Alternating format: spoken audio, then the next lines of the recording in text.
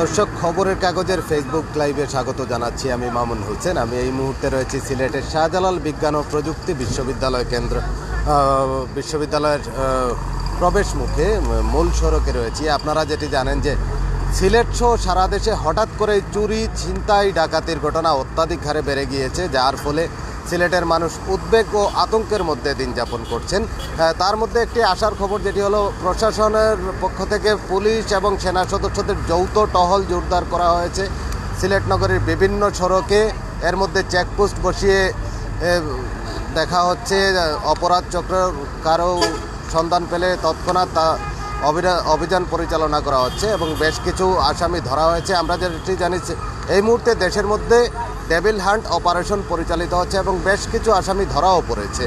আমি এর মধ্যে একটি খবর যেটি আপনাদের জানাতে চাই। গত মঙ্গলবার সন্ধ্যায় মাগরিবের নামাজ শেষে একজন ছাগল ব্যবসায়ী নাম সমর আলী, তিনি মাগরিবের নামাজ শেষে 35,000 টাকা নিয়ে মসজিদ থেকে বের হন।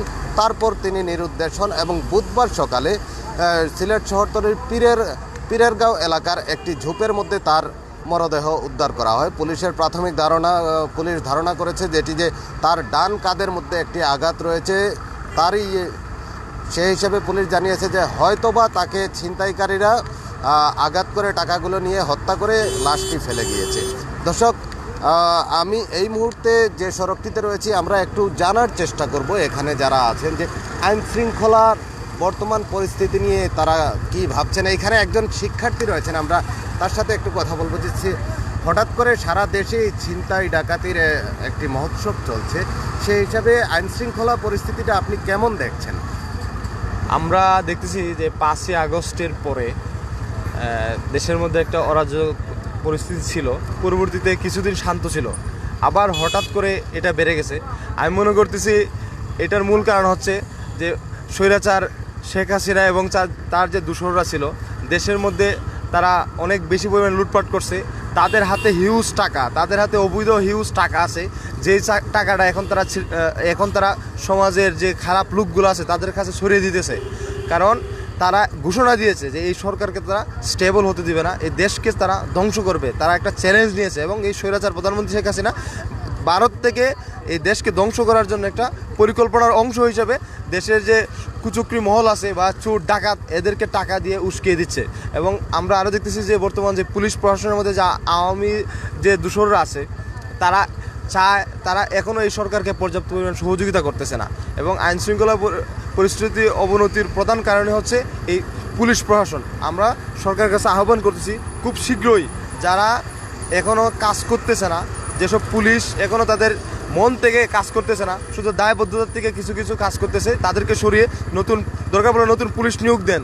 তাও দেশের আইন শৃঙ্খলা পরিস্থিতি খুব দ্রুত সময়ের মধ্যে এবার স্বাভাবিক করা খুবই প্রয়োজন। নাহলে দেশের মানুষ আমাদের প্রতি যে আশা আকাঙ্ক্ষা লালন করে আমাদেরকে ক্ষমতায় বসিয়েছে, সেটা মানুষ ব্যর্থ হবে বা মানুষ আশাহত হবে।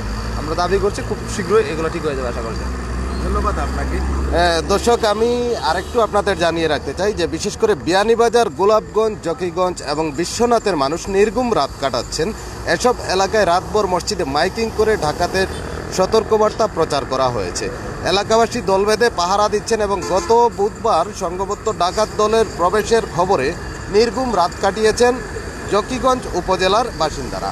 বুধবার রাতে মসজিদের মাইকে ডাকাতদের ব্যাপারে সতর্ক থাকার আহ্বান জানানো হয়। ডাকাত প্রতিরোধে রাতভর টহল দিয়েছে আইন শৃঙ্খলা রক্ষাকারী বাহিনী। দর্শক, আমরা আরেকটু জানার চেষ্টা করব। এখানে আরও কয়েকজন শিক্ষার্থী রয়েছেন। হ্যাঁ, বর্তমানে যে ছিনতাইয়ের ঘটনাগুলো বেড়ে চলেছে, তাতে রাতের বেলা চলাচল করতে নিজেকে কেমন মনে করেন? একটু তো অবশ্যই আনসেফ, কারণ আমরা দেখেছি যে হচ্ছে বিগত কয়েকদিনে, মানে বেশ অল্প কিছু দিনের মধ্যেই এখানে 2টি ঘটনা ঘটেছে, যেখানে আসলে শয়তানের নিঃশ্বাস বা ডেভিলস ব্রেথ দিয়ে আর কি মানুষকে অচেতন করার চেষ্টা করা হয়েছে। কোনোভাবে তিনি বেঁচে গিয়েছেন তারা। এবং পরবর্তীতে আমরা দেখেছি যে হচ্ছে রাস্তাঘাটে, অর্থাৎ সিএনজিতে যৌন হয়রানির মতো ঘটনাও ঘটেছে। তো এই যে ছিনতাই, যৌন হয়রানি, এই ধরনের কর্মকাণ্ডগুলো বর্তমান সময়ে আইন শৃঙ্খলা পরিস্থিতির অবনতির জন্য বলি কিংবা যে কারণেই হোক, বর্তমানে একটু বেশি। তো আমার কাছে মনে হয় আমি সহ সকল শিক্ষার্থী যারা আছে সবাই একটু আনসেফ। আমরা আশা করব দ্রুত সময়ের মধ্যেই আসলে আইন শৃঙ্খলা পরিস্থিতির উন্নতি ঘটবে। আরও যে খবরটি আমি জানাতে চাই যে এরই মধ্যে যে সেনা এবং পুলিশের যৌথ টহল শুরু হয়েছে, পাশাপাশি আরও একটি খবর জানা যায় যে এইরকম মানে আমরা এই ফিলটাও আমরা পাচ্ছি না যে আমরা হব না, এই নিশ্চয়তাটুকুও নাই। আমি একটু আগে অফিস থেকে বের হইলাম, আমার হোম অফিস আমি করি, তো আমার অফিসের যে আমার সিনিয়র যিনি উনি বলতেছে যে উনি আপু, সো আপু ওয়াজ টেলিং দ্যাট আমি অ্যাটলিস্ট এটা মেনটেন করার চেষ্টা করি যে রাতে কোনো বাসে উঠবো না, এবং আমরা ন্যূনতম দূরত্বেও যদি যাওয়া আসার জন্য সিএনজিতে উঠি, প্রথমে একটু চোখ রাখতে হয় যে এই সিএনজিতে ক্যাম্পাসের ছেলেপিলে আছে নাকি, নইলে কিন্তু একসময় ভয় লাগতো না, 2 দিন আগেও ওই ভয়টা ছিল না, কিন্তু এই রিসেন্ট কয়েকদিনে ভয়টা এত প্রকট হয়ে গেছে যে দিনের বেলা আম্বরখানা যাইতেও যদি সিএনজিতে উঠে দেখি আশপাশের মানুষজনকে একদমই চিনি না, ক্যাম্পাসের ছেলেপিলের না চেহারা দেখে, তাহলে আসলে ওই অনিরাপত্তা বোধটা চলেই আসে।